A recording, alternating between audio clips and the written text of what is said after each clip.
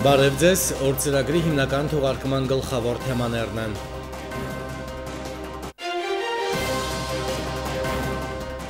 Բաքվի բրենդը, ասել մի բան և անել հակառակը։ Նալբանդյանն անդրադարձել է արցախա-ադրբեջանական հակամարտության կարգավորման գործընթացին։ Թուրքիայի շահերից չի բխում, որ լայնամասշտաբ գործողություններ սկսվեն Հայաստան-Ադրբեջան կամ Արցախ-Ադրբեջան սահմանին։ Կիրո Մանույանը կարծում է, որ դա անվերահսկելի կդառնա ու հակամարտության մեջ կներքաշվեն այլ պետություններ։ Բակո Սահակյանն այցելել է Շուշիի տեխնոլոգիական համալսարան։ Պրոֆեսորադասախոսական անձնակազմի հետ հանդիպմանը քննարկվել են բուհի ուսումնական գործընթացին և հետազոտական մի շարք ծրագրերի վերաբերող հարցեր։ Ընդունիչ ավազանը ավելի վաղ էր կարգավորվել, բաշխիչ ցանցը ևս։ Նոր խողովակաշարի անցկացումը Քարվաճարի ջրամատակարարման խնդրի կարգավորման ավարտական փուլն է։ Բուժքույր և մեխանիզատոր, այս մասնագիտություններով մարդկանց Քաշաթաղի շրջանի Միլիկը գյուղում ամենաշատն են սպասում։ Նախագահ Բակո Սահակյանն այսօր այցելել է Շուշիի տեխնոլոգիական համալսարան և հանդիպել պրոֆեսորադասախոսական անձնակազմի հետ։ Քննարկվել են բուհի ուսումնական գործընթացին և հետազոտական մի շարք ծրագրերի վերաբերող հարցեր։ Երկրի ղեկավարը կարևորել է բուհի կողմից ժամանակակից կրթության մեթոդների կիրառումը, ընդգծելով տեսական և կիրառական մոտեցումների համադրման ավելի լայն մակարդակի ապահովման անհրաժեշտությունը։ Նախագահին ուղեկցում էին վարչապետ Արայիկ Հարությունյանը, պաշտոնատար այլ անձինք։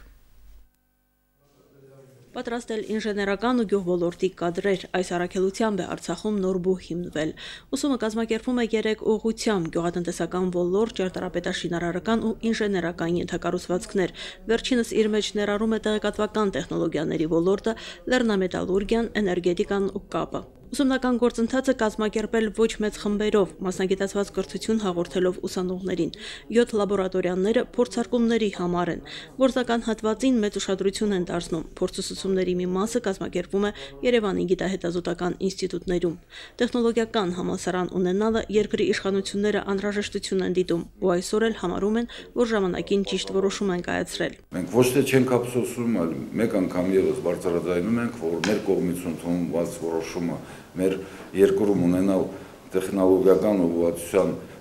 բարձրագույն ուսումնական հաստատություն ամբողջությամբ արդարացված է։ Երկրի ղեկավարի հանդիպումը համալսարանի պրոֆեսորադասախոսական կազմի հետ ծագող խնդիրները վերհանելու նպատակով էր։ Թյուրիմացություն էր ծագել գյուղ-քոլեջի հետ կապված, որոշակի անորոշություն կա դիպլոմների հարցում, նաև տնտեսագիտական բլոկի տեղաբաշխման հետ կապված։ Հիշեցնենք, որ այդ բլոկից միայն ագրոբիզնեսն է տեղափոխվել Շուշիի տեխնոլոգիական համալսարան, մնացածը Արցախի պետական համալսարանն է ապահովում։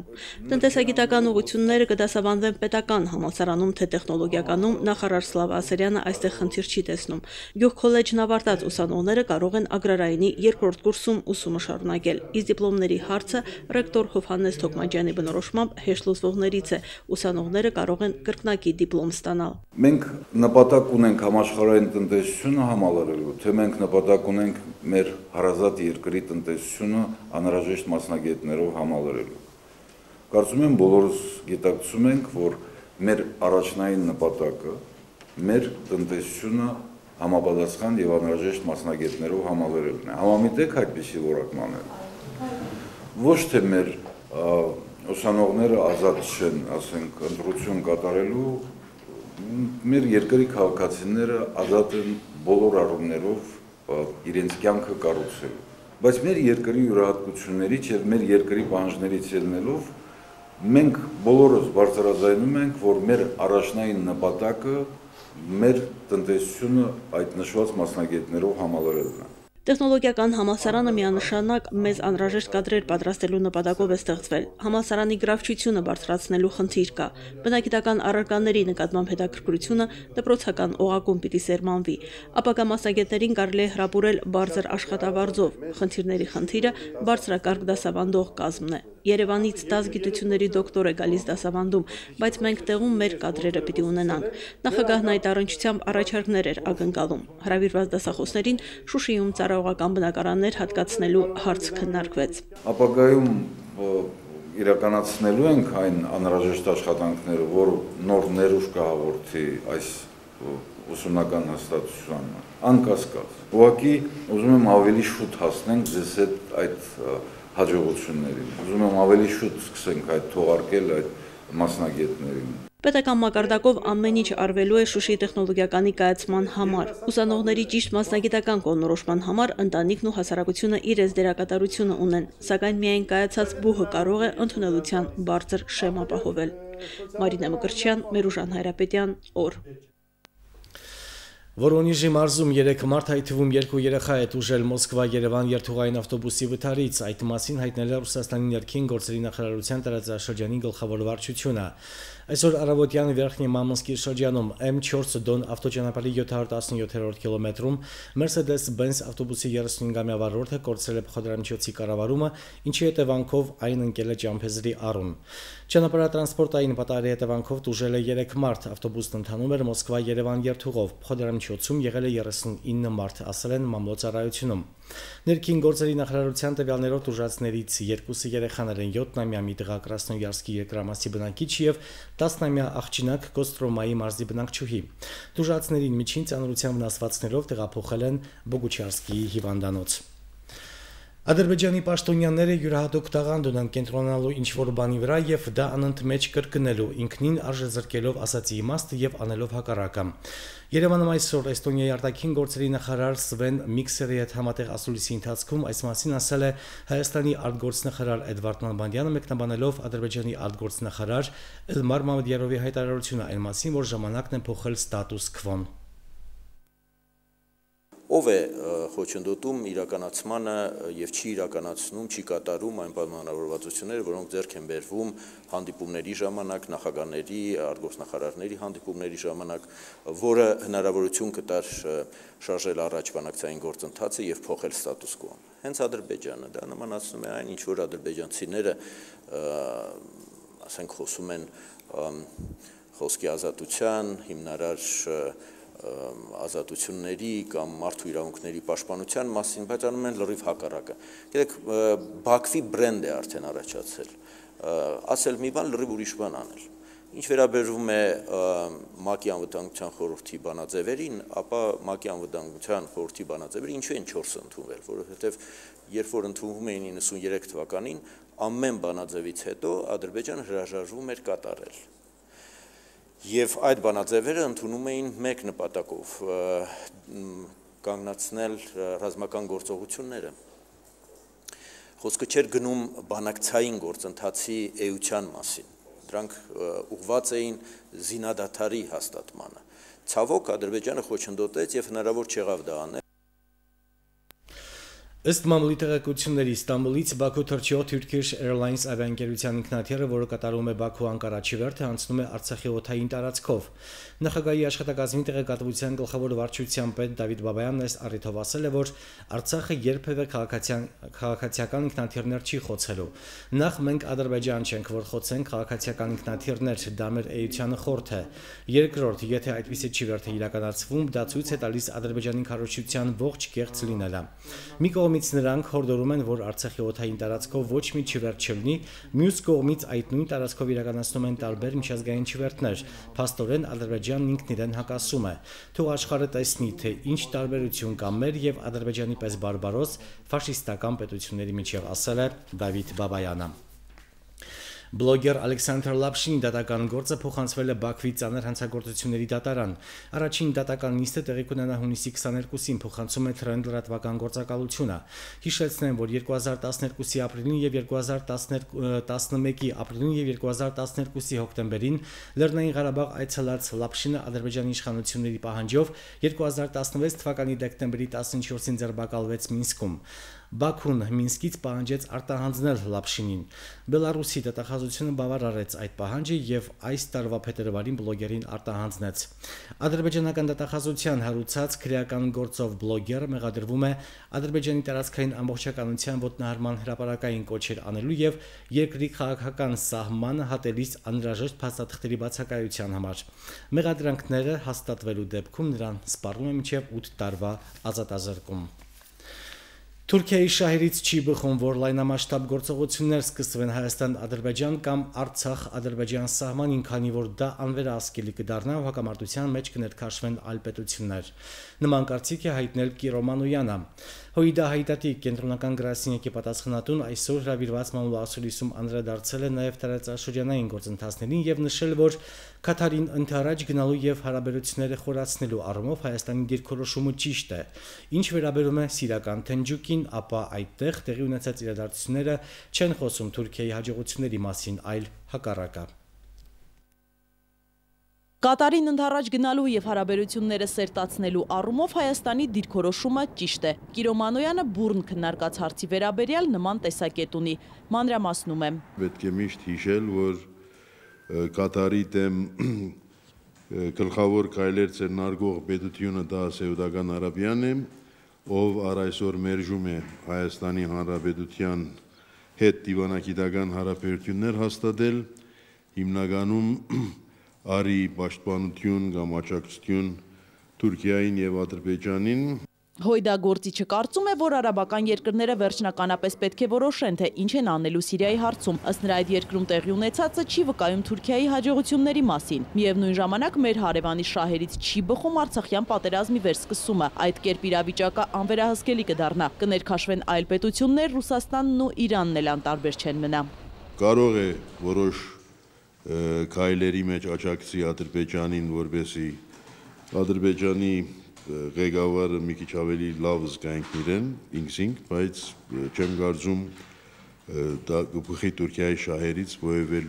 մեծամասշտաբ պատերազմական իրավիճակ։ Մեծամասշտաբ պատերազմ թույլ չտալու համար ԵԱՀԿ Մինսկի խմբի միջնորդների ջանքերը պետք է շարունակվեն, սակայն Ադրբեջանը դեռ չի փոխել իր տեսակետը։ Նա դժգոհ է առաջարկած փաթեթից եւ փորձում է ստեղծել մի իրավիճակ, որ կամ հարցի լուծման ատյանը փոխվի, կամ այդ ատյանի առաջարկած սկզբունքներից առնվազն մեկը, ինքնորոշման իրավունքի սկզբունքը մեջտեղից հանվի, ասում է Կիրո Մանոյանը։ Այլապես շատ էլ հեշտ կարելի էր, որ բանակցությունները վերականգնվեն։ Նախիջևանում թուրք-ադրբեջանական զորավարժություններն էլ ուղերձ են Հայաստանին, ինչ որ չափով նաև Իրանին, ցույց տալու, որ Ադրբեջանը Հայաստանին կարող է Նախիջևանի կողմից թիրախ դարձնել։ Անհրաժեշտ է այդ ուղղությամբ մենք, այսինքն Նախիջևանի հարցով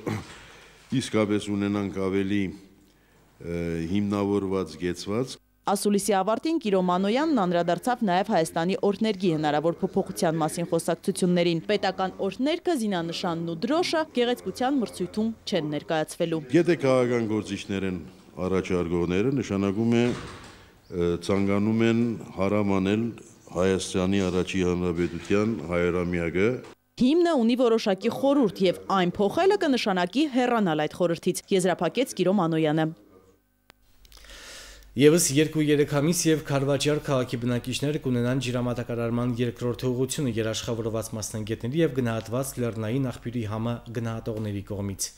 Աշխատանքները տարեսկզբին են սկսվել եւ հակառակ բարդ ռելիեֆին ու ոչ բարենպաստ եղանակներին ժամանակացույցից չեն շեղվում։